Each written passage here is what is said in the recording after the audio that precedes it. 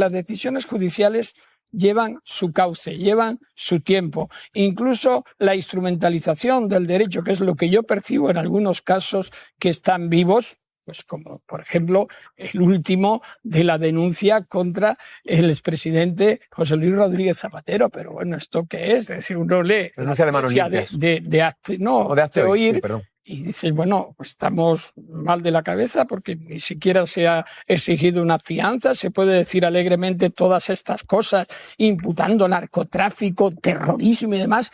Dios, son palabras muy gruesas y contextos muy graves. No podemos menospreciar y degradar hasta tal punto las instituciones para que esto sea chascarrillo de mar. Esto, la institucionalidad de la justicia es mucho más seria. Y entonces, bueno, vamos a ver, pero yo quiero que si hay una sanción desestimatoria de esa iniciativa, que se dé ejemplaridad, porque no podemos seguir con este ir y venir y ese confusionismo y utilización de instituciones con una confusión, y lo hemos vivido claramente con el juicio al fiscal general del Estado, que degrada la democracia y genera desconfianza de los ciudadanos y ciudadanas en las instituciones del Estado. Zapatero, porque el hermano de Delcy Rodríguez, presidente de la Asamblea Nacional de Venezuela, del Congreso, como usted bien sabe, agradeció al presidente Zapatero su labor en la mediación para liberar estos presos políticos. Es noticia también de hoy mismo, la familia de Rocío San Miguel, una activista, ha agradecido al presidente Zapatero su mediación para que ella sea liberada. ¿Usted cómo lo ve? Porque la derecha, ya sabe, el Partido Popular está atacando duramente en las últimas semanas. Lo que diga el Partido Popular o la extrema derecha es algo que para mí en este tema, en otros no entro porque no es el objeto de esta conversación, sin perjuicio de que si lo es después, pues también conteste, no tiene mayor peso y es absolutamente interesado e instrumental. La labor del presidente Zapatero, de José Luis Rodríguez Zapatero, ha sido desde hace años muy meritoria en lo que se refiere a la mediación en casos humanitarios en Venezuela y en otras partes del mundo. Por tanto, yo no tengo más que agradecimiento por esa labor que hace. Lo que ocurre es que cuando se traduce todo esto aquí, todo lo que significa Venezuela es mortal de necesidad para el que haya tenido razón. Y no es así, no es así. Zapatero ha mediado en la liberación de otras personas, de otros funcionarios, y en este caso explícitamente el presidente de la Asamblea Nacional le ha dado las gracias. Lo que ocurre es que parece como que aquí retorcemos la situación para que se vuelva en contra de cualquier iniciativa de mediación humanitaria que se pueda producir. Entonces, ¿qué hacemos? O sea, hay mediaciones humanitarias en medio mundo y en países no precisamente democráticos. Sin embargo, se produce esta mediación en Venezuela y ya es objeto de destrucción total frente al que la ha llevado a cabo en nuestro propio país. Yo creo que la posición es la de esta madre que agradece esa gestión. Nadie ha obligado al presidente Zapatero a hacerlo. Es una labor humanitaria. Por tanto, yo creo que es justo reconocerle ese valor. Le preguntaba yo por la reacción del Partido Popular, de la derecha, también Vox, en cuanto a la figura del presidente Zapatero, pero también, y me ha llamado mucho la atención, lo comentábamos también aquí el sábado pasado, claro, ha sorprendido a todo el mundo el hecho de que, de alguna forma, desprecie y saque de la ecuación Donald Trump y la administración estadounidense a María Corina Machado y a la oposición venezolana. Sigue al cargo el chavismo del país, de hecho. No sé si cree que se ha quedado un poco descolocada la derecha en nuestro país con este asunto.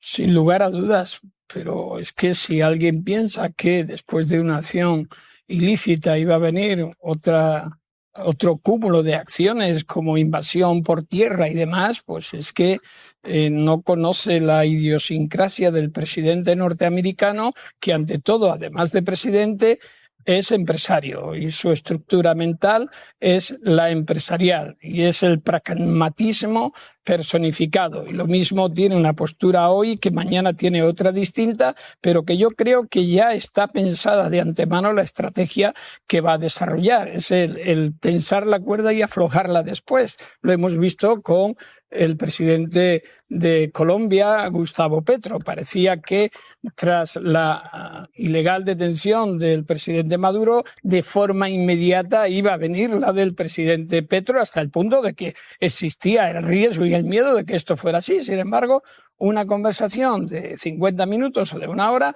cambia radicalmente y ya no es objetivo. Es decir, eso te da idea de que la seguridad es hasta cuándo. Y el hasta cuándo es su voluntad, su interés pragmático, la definición de política interna e internacional que el presidente de los Estados Unidos tiene en su cabeza y que nos está demostrando que cada vez que interesa cambia. Por tanto, que el Partido Popular en España esperara que la líder opositora, María Corina Machado, fuese entronizada de forma inmediata, no sé de dónde sacan este particular y desde luego demuestran conocer muy poco lo que es la realidad latinoamericana, la propia realidad de la República Bolivariana de Venezuela y la propia realidad de Estados Unidos. Y la prueba es que se han quedado descolocados y algunos no saben qué hacer, porque ahora resulta que Donald Trump dice sigamos adelante con el sistema político actual.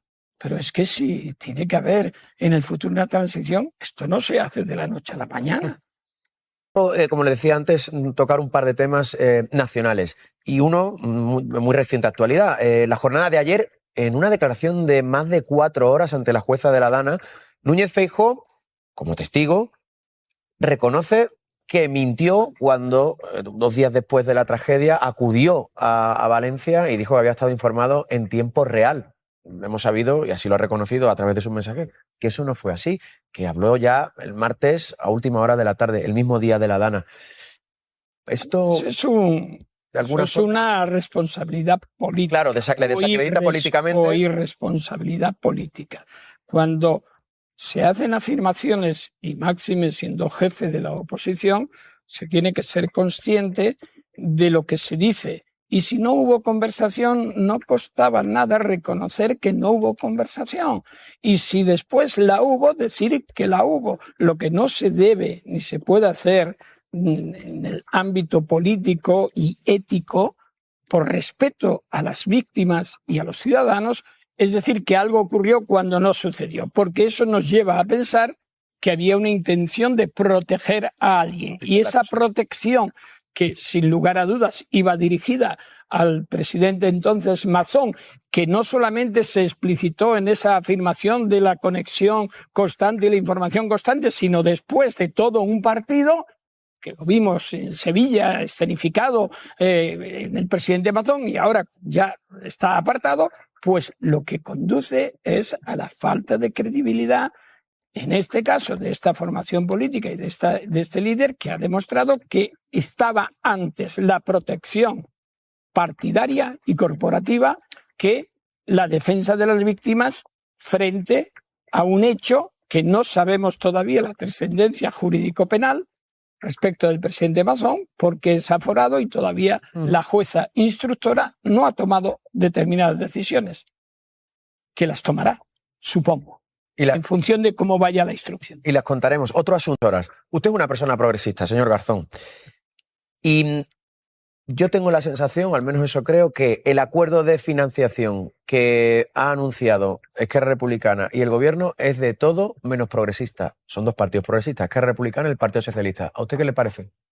A mí me parece que un principio de acuerdo, con todas las dificultades que ahora se presentan porque no hay las mayorías parlamentarias suficientes, o por lo menos en este momento de hecho no están aseguradas, es algo que se acuerda entre 2 partidos que se va a tener que someter al Parlamento y que probablemente debería de servir como base para un diálogo, para un debate al nivel correspondiente. Lo que ocurre es que últimamente, y lo digo con respeto a los medios, todo se debate en los medios, pero no en el Parlamento o en las instituciones donde se tienen que debatir. A lo mejor es de mérito de los diputados y de los grupos políticos. A ello iba. Es decir, que por una razón o por otra, el escenario de ese tipo de acuerdos y de encuentro y de debate no existe. Y ese es un déficit para mí, porque esta propuesta podemos estar de acuerdo o no. Yo no tengo el conocimiento suficiente para decir que es acertada o desacertada, pero de lo que sí soy partidario es de que esta propuesta la oposición tendría que estar dispuesta a debatirla y hablar para poder llegar a acuerdos que nos beneficien a todos los ciudadanos en tanto en cuanto formamos parte de las diferentes comunidades autónomas en España. Pero rechazar de plano unos porque esto es inviable, bueno, pues si es inviable, reunámoslos y veamos qué es viable, porque probablemente de ahí va a salir un acuerdo, o debería de salir un acuerdo. La última, señor Garzón, no quiero dejar de preguntarle por esto, que realmente es casi un vaticinio, le voy a pedir casi que haga de adivino, pero bueno, quiero saber su opinión y cómo lo ve usted en base al clima en el que estamos viviendo. ¿Aguanta la legislatura hasta 2027 o vamos a tener elecciones generales dentro de este ciclo de autonómicas que tenemos ahora o en el próximo? Me acuerdo siempre meses de un aforismo que decía hacer juicios de pronóstico suele ser una ilusión desvanecida, ¿no? Es decir, no lo sé, no tengo elementos. Desde luego, la situación no es la más idónea. La voluntad por parte del Gobierno y sus socios de legislatura es avanzar en esta legislatura. Ya estamos en 2026. El inicio de esta legislatura se aventuraba que iba a durar meses. Bueno, ya vamos camino de los 2 años, ¿no? Ya llevamos 2 años y pico. ¿Verdad que vienen juicios ahora comprometidos para el gobierno? Pero yo creo que deberíamos de aprender a distinguir la situación. Es decir, políticamente ha habido ya una amortización de esos juicios. Ahora falta el desarrollo judicial. No sabemos lo que va a ocurrir, pero al hilo llevamos toda la legislatura. A mí me parece un error, y lo digo honestamente, que fiemos todo el éxito, el mérito de una legislatura a las decisiones judiciales. Porque las decisiones judiciales... Buenas noches, bienvenido a La Sexta Explica. Quiero empezar por la noticia que nos ha conmocionado en los últimos días y que, aprovechando además que está usted aquí, creo que es adecuado empezar con esta pregunta. Nos ha trasladado, no sé si al siglo XIX o en definitiva a un nuevo orden mundial donde parece que la legalidad internacional es historia y lo estamos asumiendo o es que no podemos hacer nada. Más bien parece que estamos abocados a un desorden internacional donde el multilateralismo está in articulo mortis, el poder por el poder y quien lo ejerce de una forma imperial, en este caso Estados Unidos y el presidente Donald Trump, nos ponen en la tesitura de reformular todo ese escenario internacional construido a lo largo del siglo XX y especialmente desde 1945, todos los convenios de acuerdos internacionales, estructura del derecho internacional público, el derecho penal internacional, frente a una situación en la que, y lo ha explicitado este presidente en una de sus últimas entrevistas con el New York Times, cuando le preguntan que cuál es el límite. Y el límite, según él, es su concepto de moralidad y su conciencia. Es decir, el límite de su voluntad, que es exactamente el ejercicio autoritario del poder, sin someterse a normas, porque incluso todas las últimas acciones, y específicamente la de la invasión de Venezuela con fin de la detención ilegal y secuestro del presidente Maduro y de su mujer, fue llevada a cabo sin la autorización del propio Congreso de los Estados Unidos de Norteamérica, que 3 días después, por primera vez en una votación en el Senado, varios senadores republicanos han votado con los demócratas para que esto no se vuelva a producir. Es decir, si se violan las normas internas, si se violan las normas internacionales, nos quedamos sin orden mundial. y estamos viendo demasiados ejemplos en que esto está sucediendo y parece como que nadie lo quiere detener, porque las apelaciones desde la Unión Europea, el propio planteamiento del presidente español, acudiendo a la expresión de que no se aceptará el vasallaje y demás, parece como que se quedan. ¿Le parece suave en el también inicio la reacción de España?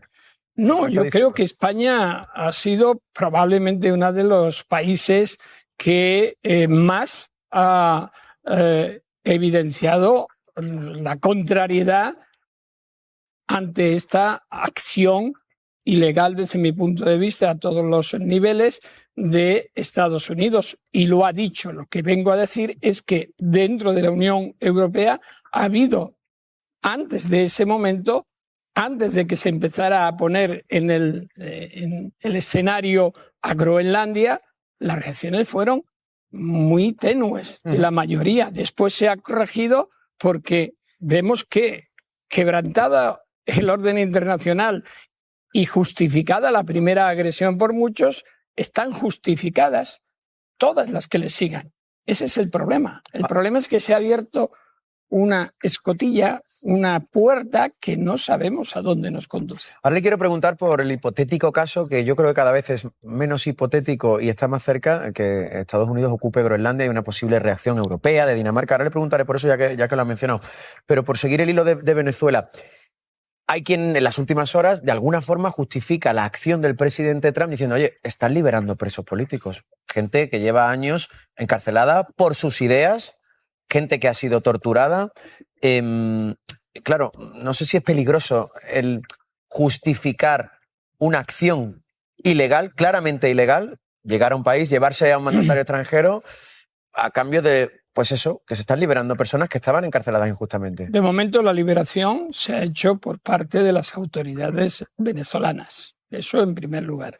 El presidente Trump se adjudica, como casi siempre, todo lo que sucede motivado por sí mismo. Pero pongamos bueno, cuando le preguntaron el primer día, en su sitio. Hace unos días dijo que de eso ni habían ni hablado, de presos políticos. Pero bueno. Es que se va acomodando el discurso en función de los acontecimientos que suceden. Y la presidenta en funciones o encargada del gobierno de Venezuela ha tomado su decisión y supongo que las autoridades judiciales también y demás, y han dado este resultado que en el caso de España afecta a varios ciudadanos españoles y demás. Pero el caso es que una acción ilegal no se justifica supuestamente por hechos anteriores que ocurran dentro de ese país. Porque para que esto quede justificado tiene que haber unas condiciones.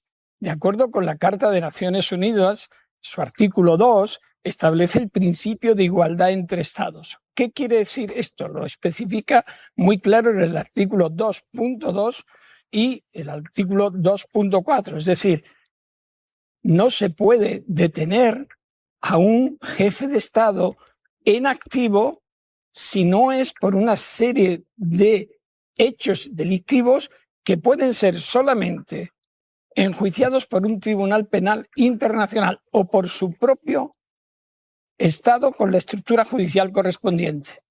No se puede justificar esa acción unilateral por parte de un Estado extranjero. Eso está ahí, pero es que además el principio de inmunidad también se extiende desde 2002. Hay una sentencia de la Corte Internacional de Justicia de 14 de febrero de ese año donde se dice, es en el caso que se denominó Yerodia Nungubasi, que el ministro de Asuntos Exteriores de Congo, en relación con la incitación al genocidio desde la radio de las 1000 colinas, que dijo no puede ser, la inmunidad soberana no puede quebrantarse entre Estados. Otro espacio es que lo autorice expresamente el Consejo de Seguridad de Naciones Unidas, que haya una inminencia que justifique una legítima defensa. Nada de esto ha sucedido. Estados Unidos, la vieja doctrina de mal detenido y bien juzgado, es decir, mal capturado, bien detenido, porque hay una orden de detención dentro del sistema de los Estados Unidos. ¿Qué quiere decir esto? Que esa detención es ilegal, es un secuestro a nivel internacional. ninguna de las posibilidades justifica esa detención. Dentro de Estados Unidos veremos a ver qué recorrido tiene, pero en principio el proceso va a continuar. Otra cosa es la consistencia o inconsistencia de las acusaciones. El indictment que hay contra Nicolás Maduro no tiene ninguna sustentación fáctica y además se va cambiando. Sí, la propia administración estadounidense, imagino que lo dice por esto, esta misma semana, ahora dice que esto del cártel de los soles, del que él era considerado el líder... Es que eso no existió nunca. No existe, pero lo ha reconocido ahora, una vez capturado... Es una afirmación instrumental que viene desde los años 90, final de los años 90, y que ha servido como cajón desastre para todo. Pero ese cártel de los soles es inexistente. No hay ni una sola prueba consistente de que haya existido alguna vez.